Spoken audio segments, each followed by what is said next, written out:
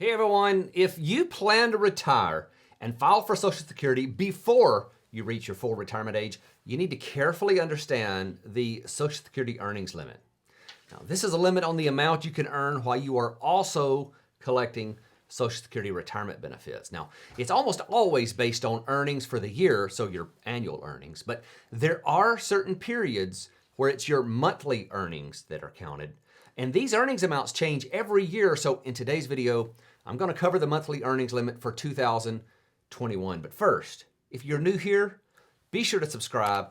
Click that notifications bell too. I suspect we are about to see some changes coming to Social Security, and I plan to talk about those changes on this channel long before they actually become law. So if you're subscribed and have notifications turned on, you'll know when I release a new video.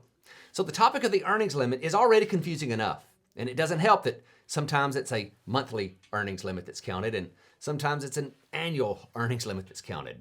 But I think today I can help you understand when each limit applies and how much each limit is. You know, I think that the monthly earnings limit is one of the more generous aspects of the Social Security rules. It was put into place because the administration recognized that some people who retire have already earned more than their yearly earnings limit, and it's not fair to make them wait until the next year to file for benefits if they are truly retired now. So for example, if you earned $100,000 from January until your retirement in July, and then you filed for benefits, you'd be eligible to receive those benefits even though you're clearly well in excess of the annual earnings test. This is where the monthly earnings limit could come in to give you some relief and allow you to go ahead and file for benefits. Now, if you've never watched my video on the earnings limit, you need to check that out, and be sure to watch the 2021 version too. That's where we cover the broad earnings limit rules as they apply to most people, which is where the annual limit is what's counted. And in that video, I answer a lot of common questions about the earnings limit that applies to both the monthly and annual limit. At the end of this video, I'll be sure to have a direct on-screen link to that video so you can just click and watch it next. Now, for context and background, I'd like to cover the basics of the income limit, and then I think the discussion on the monthly limit will start to make a little bit more sense.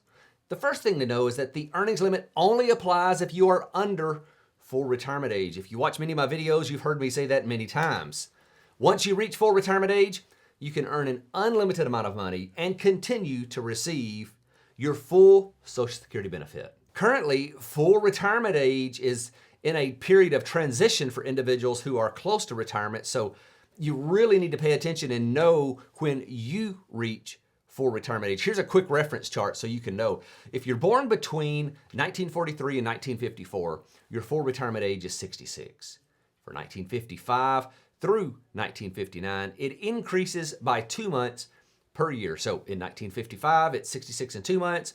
For 1956, it's 66 and 4 months, and so on. And for those born in 1960 or later, the full retirement age is set at age 67. So here's the actual limits on your earnings. In 2021, if you make more than $18,960, the Social Security Administration will withhold $1 in benefits for every $2 that you exceed that limit. The one exception is during the calendar year you attain full retirement age. During that period, the earnings limit nearly triples to $50,520. And the withholding amount is not as steep either. For every $3 over the limit, they'll withhold $1 in benefits. And at your full retirement age, again, there's no income limit at all. Now, the monthly limits are simply the annual limits divided by 12. So you can earn up to $1,580 per month, except for the calendar year you reach full retirement age. Then the limit increases to $4,210 per month. And it's important to note once again that the dollar amount of this limit will increase on an annual basis, and you need to keep up with these year-to-year changes. But even more important, you need to remember that the monthly limit is only an issue if you meet the qualifications to fall under the monthly earnings limit and not the annual earnings limit. So how do you know? How do you know when the monthly limit is applied versus the annual limit? Well, the administration says very clearly, in maybe their obscure language, the monthly earnings test applies when an entitled beneficiary has one or more non-service months in a grace year. So let's break that down into something that actually makes sense in plain English here. Here's what it means. In the first calendar year, you're receiving Social Security benefits and have at least 1 month of earnings that's less than the monthly earnings limit amount. The income limit turns into a monthly income test. It'll run for the remainder of that calendar year, but after that, it's back to the annual test. The last thing you need to know, which applies to both the annual and monthly income limit, is what counts as income. And thankfully, the Social Security Administration makes this part pretty easy to understand for most types of income that's normally received. First, let's look at the income that does not count. That's pension payments, most annuity payments, IRA and retirement account distributions, dividends, interest income, capital gains. The income that does count is earnings from employment income, and that's gross wage if you're an employee, and net earnings from self-employment. And also you have to be aware that there are some additional rules on the time you spend in the business if you're self-employed.